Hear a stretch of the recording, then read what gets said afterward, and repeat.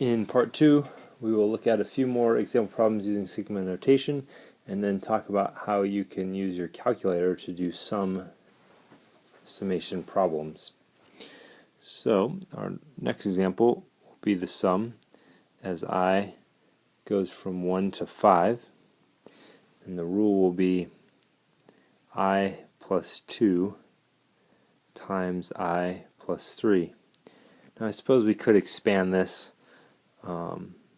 do a lot of things that way. I'm going to choose not to and just substitute in 1 through 5 as it stands. So when I substitute in 1, this will be 3 times 4 plus, when I substitute in 2, 4 times 5 plus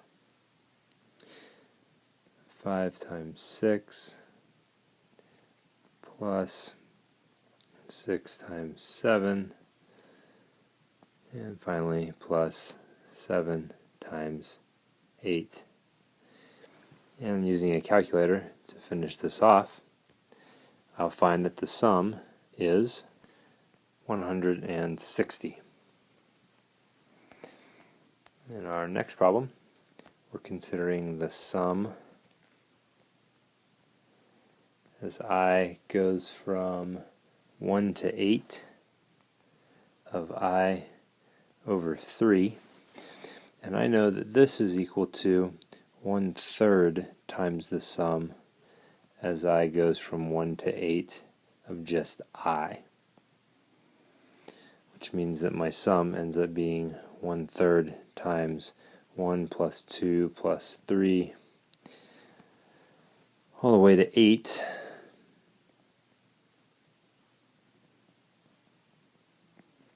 And using a calculator to finish, I find that the sum is 12. Alright, next example. Again, just doing a lot of practice with summation. We have the sum as I goes from 1 to 6 of I minus 2 over I, and I'm just going to choose a substitute here. So this would end up being -1 plus 0 plus 1/3 plus 2 is 2/4 plus 3/5 plus 4/6. And again, using a calculator to finish this off, the sum is 11/10. Alright, a couple more. So in this problem we have the sum as I goes from 2 to 8, and we're looking at the square root of I squared minus 1. So this will end up being, I'm just going to write them out real fast here to save us both some time. So I end up with all of these numbers, and the sum of this in decimal form is about 34.114.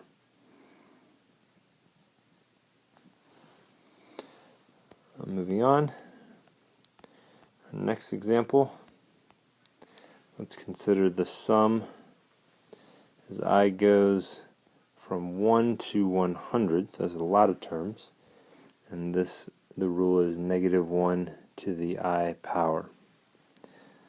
So some things to notice: -1 to the first is -1, and -1 squared is +1. And then if we cube -1, we'll get -1 again, and if we put -1 to the fourth, we get +1 again. So every pair in this series cancels each other out. Since there's an even number of pairs, everything will cancel out, and we're going to end up with a sum of 0. Sometimes it pays to look ahead a little bit. And our last example for this part 2, the sum of the series as I goes from 0 to 10, and this is -1 to the I power times I squared.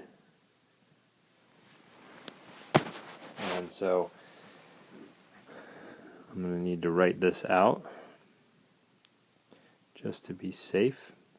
But I know that the signs are just going to be flip-flopping back and forth, right? Because -1, anything to 0 power is positive, so it's just going to go positive, negative, all the way up to the last term will be positive, and then we're just squaring things. So 0 squared minus 1 squared plus 2 squared minus 3 squared plus 4 squared minus 5 squared plus 6 squared minus 7 squared plus 8 squared minus 9 squared plus 10 squared, and I find that the sum is 55.